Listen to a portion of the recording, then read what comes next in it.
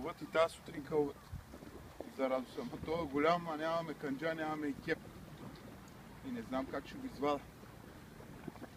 Ето, виж го къде е.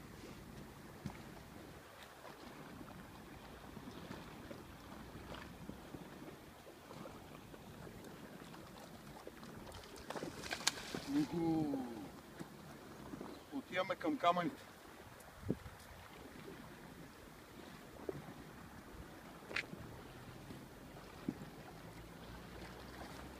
Тук ще го извадя.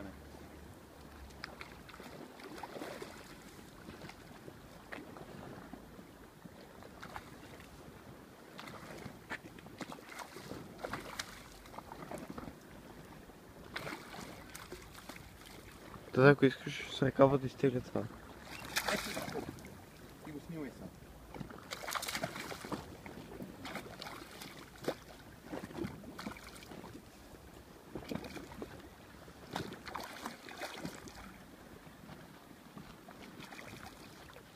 Това сигурно е към 2,5 кг, 3.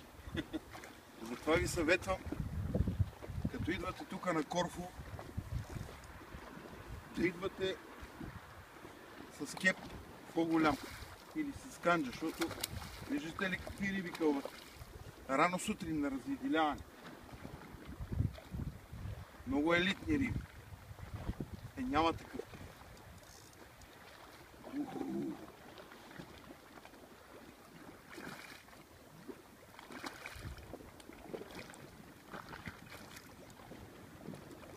И не правете това, дето се